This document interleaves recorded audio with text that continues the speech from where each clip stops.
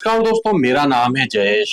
पाई coin की हम सभी लोगों ने माइनिंग तो कर ली है। देखा जाए तो एक तरह से पैसा तो हम कमा चुके हैं, मगर वो हमें मिलेगा कब, मीन्स सेकंड जो माइग्रेशन है वो कब होगा, उसके बारे में पूरा एक डिटेल वीडियो होने वाला है। खैर वो बात भी अलग है कि यहाँ पर जो फर्स्ट माइग्रेशन हुआ था उसमें भी काफी सारे लोगों की जो केवाईसी थी वो कंप्लीट नहीं हुई थी, टेंटेटिव में चल रही थी या पेंडिंग में चल रही थी।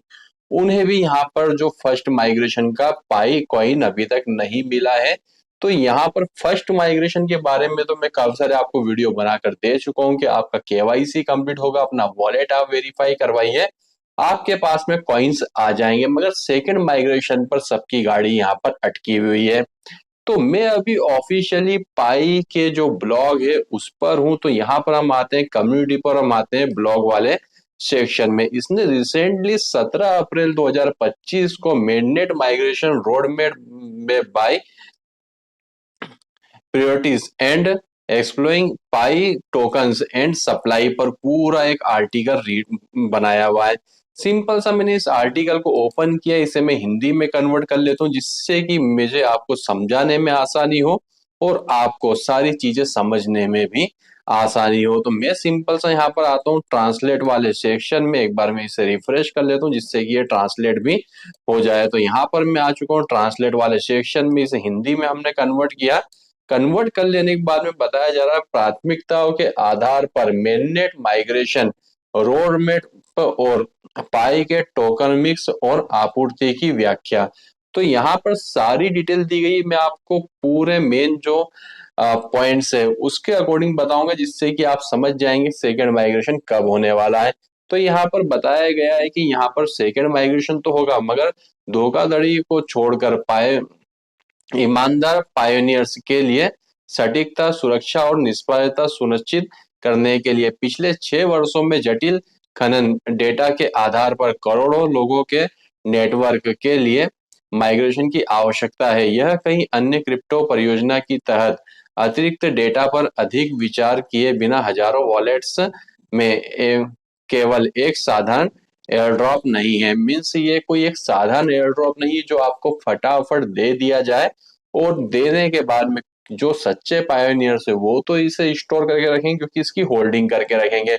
मगर जो सिर्फ टेम्पररी बेसिस यहाँ पर माइनिंग कर रहे थे कि हमने माइनिंग कर ली, जो पाई को देना हो वो हमें दे दे, उसके बाद हम इसे सेल करें, और सेल करेंगे जाहिर सी बात है ज्यादा क्वांटिटी में अगर सेल करेंगे तो इसका रेट डंप होने ही वाला है।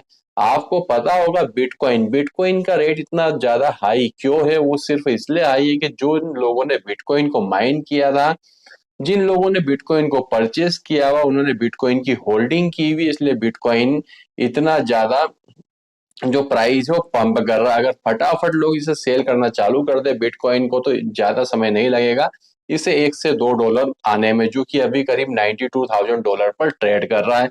तो यहाँ पर बताया गया है थर्ड नंबर सेकंड नंबर पर नेटवर्क में पहले ही 12 मिलियन से अधिक लोगों को माइग्रेट किया है। मींस जो फर्स्ट माइग्रेशन हुआ था उसमें 12 मिलियन ज्यादा लोगों को माइग्रेशन मिल चुका है, जो अपने आप में उद्योग में स्केलेबिलिटीज की एक उपलब्धि है। विशेष रूप से उपयोगकर्ता के लिए कोई फिएट लागत के साथ मूल रूप से निर्मित केवाईसी और माइग्रेशन प्रक्रिया को देखते हुए, तो यहाँ पर फर्स्ट जो माइग्रेशन उसमें 12 मिलियन लोगों को माइग्रेशन मिल चुका है।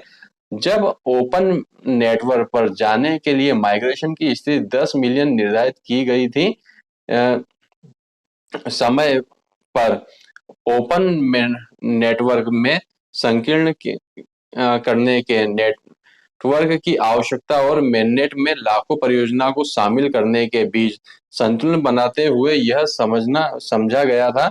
उम्मीद की गई थी कि ओपन नेटवर्क लॉन्च के बाद ऐसे लोग होंगे जिन्हें माइग्रेट करने की आवश्यकता होगी। तो यहाँ पर इन्होंने काफी सारी जो एप्लीकेशन है उसे भी यहाँ पर डेवलप किया। अब ये उस चीज को बिल्कुल सही तरीके से इस सेकंड माइग्रेशन करेंगे जिससे कि जब माइग्रेशन हो तो प्राइस एकदम से पाई का डंप ना हो। थोड़ा सा मैं नीचे स्क्रॉल डाउन करता हूं तो यहाँ पर कतार में पायोनियर्स के लिए प्रारंभिक माइग्रेशन पूरा करना, जो फर्स्ट जिन्हें माइग्रेशन अभी तक नहीं मिला है, पहली प्रायोरिटी है कि पहले उन्हें माइग्रेशन देना बहुत जरूरी है, जैसे उनकी केवाईसी होगी। उसके बाद में यहाँ पर रेफर बोनस सहित दूसरा माइग्रेशन, जब आपका सेकंड माइग्रेशन होगा, फर्स्ट माइग्रेशन बहुत ही थोड़ा हुआ है मगर उसमें भी रेफरल का किसी को कोई अमाउंट नहीं मिला, जो आपने सेल्फ माइनिंग की हुई है उसी के ही आपको कॉइन मिले मगर वो भी काफी थोड़े मिले, मगर सेकंड वाला जो माइग्रेशन होगा उसमें आपको रेफरल का भी अमाउंट दिया जाएगा। चल रहे हैं आवधिक माइग्रेशन, अतः पाई नेटवर्क नियमित आवधिक माइग्रेशन में स्थानांतरित हो जाएगा जिसमें सभी बोनस और पुरस्कार शामिल होंगे। तो जस्ट यहाँ पर आप नीचे देख सकते हैं कि यहाँ पर सारी डिटेल दी गई है। यहाँ पर पाई टोकनिक्स और सप्लाई, पाई की जो सप्लाई है और टोकनिक्स है उसके बारे में यहाँ पर डिटेल दी गई है कि 2021 में इसका जो इसकी सप्लाई यहाँ पर जारी की गई थी, और टोटल जो पाई में अभी 100 बिलियन टोकन्स अवेलेबल है, जिसमें कि 65 बिलियन जो टोकन रहेंगे सभी सामुदायिक खनन पुरस्कारों के लिए आवंटित किए जाएंगे। मीन्स 65 बिलियन जो रहेंगे जिन लोगों ने इसकी माइनिंग की हुई है पाई की उन्हें दिया जाएगा, जिसमें कि 10 बिलियन जो रहेगा फाउंडेशन जो पाई की कोर टीम है वो अपने पास रिजर्व करेगी। 5% जो रहेंगे तरल उद्देश्यों के लिए आवंटित किए जाएंगे, जो पाई को डेवलप और आगे करने के लिए 5 बिलियन वहां पर स्टोर करके रखे जाएंगे, और 20 बिलियन जो रहेंगे कोर टीम के लिए आवंटित रहेंगे। जो कोर की टीम है, पाई की टीम है, उसके लिए आवंटित किए जाएंगे। पाई की प्रभावी कुल आपूर्ति के बारे में आप बताया गया, जिसमें 65% से विभाजित करके प्रभावी कुल आपूर्ति की गणना की जा रही है। प्रभावी कुल आपूर्ति के भीतर अन्य आवंटनों की गणना अधिकतम आपूर्ति के समान अनुपात के आधार पर की जा सकती है। उदाहरण के लिए प्रभावी कुल आपूर्ति का अधिकतम 10% फाउंडेशन रिजर्व में उपलब्ध है। प्रभावी कुल आपूर्ति का 5% जो रहेगा तरल उद्देश्यों के लिए उपलब्ध है, और यहाँ पर पूरी डिटेल यहाँ पर दी गई है। पाई खनन तंत्र, मतलब पाई का जो माइनिंग का तंत्र है वो कैसे काम करता है, तो यहाँ पर एक श्वेत पेपर मीन्स जिसे बोलते हैं व्हाइट पेपर भी यहाँ पर दिया गया है। जस्ट मीन्स व्हाइट पेपर को भी यहाँ पर ओपन करता हूँ, तो व्हाइट पेपर में आपको सारी डिटेल यहाँ पर मिल जाएगी। ये जो पूरा आर्टिकल है आप खुद भी यहाँ पर रीड करेंगे तो आप समझ जाएंगे। यहाँ पर पेपल मार्केट कैप जो रहेगा 130 बिलियन का रहेगा, कोई छोटा मोटा मार्केट कैप नहीं है, 130 बिलियन का रहेगा। दोबारा से हम पाई की जो सेकंड माइग्रेशन है इस पर आते हैं, तो इसका जो निष्कर्ष निकलता है वो ये निकलता है कि यहाँ पर नेटवर्क सभी वास्तविक सत्यापन और ईमानदार पायनियर्स के लिए मेननेट माइग्रेशन को जल्द से जल्द पूरा करने के लिए समर्पित है, जबकि नेटवर्क की सटीकता, सुरक्षा और अखंडता सुनिश्चित करता है।